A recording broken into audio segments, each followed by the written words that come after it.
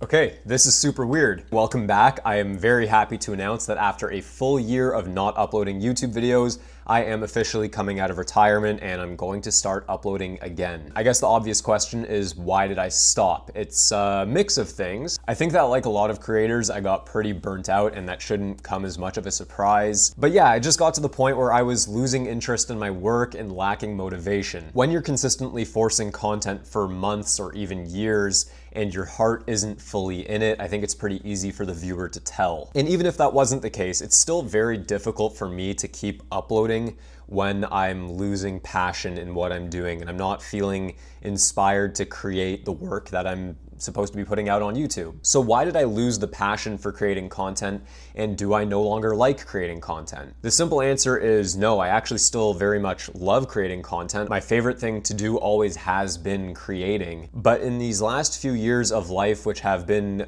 in a lot of ways kind of confusing, I have made a few mistakes which have made it very difficult for me to be creative. And when you don't feel creative, you kind of lose passion. And when you lose passion, you lose motivation. Going back a few years, my fiance Sarah and I, we bought our first house and we were really excited. We loved the house and we were overall optimistic about the move. But unfortunately, it didn't take long for both of us to start feeling pretty isolated, especially given that most of our friends had lived downtown and there was no real creative community or hub in the area that we just moved to. As an attempt to solve this, I ended up renting a loft apartment in downtown Toronto, and while that was okay, the space itself, and I made a whole video about this already, the space itself wasn't really conducive to creating the type of content that I wanted to make. So when you take that and combine it with the fact that I was losing over 2 hours a day just commuting back and forth, it really is a killer of creativity and motivation. So then in another attempt to further solve my dilemma, I left that space and started building out a studio in my basement at home. And while that was a bit better, the novelty of having a home studio wore off very quickly. It was dark, it was small, the ceilings were way too low, I was back to feeling isolated again because I was no longer in the city. I have way too much gear and equipment, more than I could ever fit down there,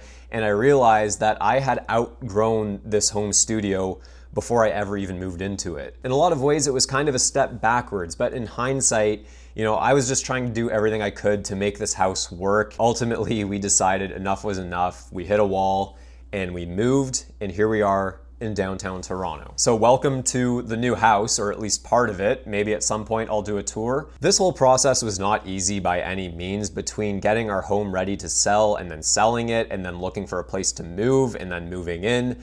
The whole thing took several months. So that's where I've been, and that is why I haven't uploaded in a very long time. So going forward, what now? You might have seen already that I already got a new studio not too far from here, so I thought while we're here, let's do a little tour. This is the space. It's completely empty right now and there is a ton of echo, which is why I'm doing this tour voiceover style. It is an upper floor unit, so you go up the stairs and we've got this kitchenette area. I'll probably put in a mini fridge and a coffee maker, maybe a microwave. Behind the kitchen is a washroom, which for some reason has a red light bulb, so I'll for sure be changing that. And this back area with the nice big window is right next to where the washroom is, so I think that this section will be mainly for storage. I'm thinking about putting up a shelf along the wall and then maybe a curtain over here to kind of section it off. And now on the opposite side of the unit, this is where I plan on putting my desk and having a talking head setup. I'm going to put some rugs down here and then maybe do a podcast living room type area on this side. Something more casual, maybe with a coffee table and some sofas for chilling. And that leaves us with this whole big area in the middle. I plan on keeping this area pretty empty for shooting and creating sets. Whether it's a product shoot or something else, it's nice to just have the space to shoot stuff and have backdrops if needed.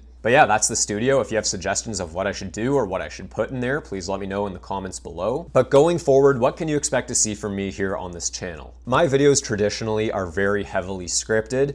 That is going to change. Going forward, I plan on making my videos more relaxed, more authentic, easier to make. You can expect to see content that's a little bit more of a vlog style, sharing what I'm working on and different projects. I still plan on doing tutorials and teaching stuff and doing things like that. It's just going to be a little bit different. So there's the update. I am sorry for the long gap between uploads, but here we are now. Make sure you subscribe and click the bell so that you know when I upload the next video.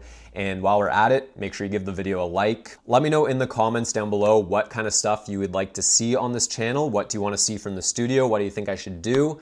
And I'll see you guys in the next video.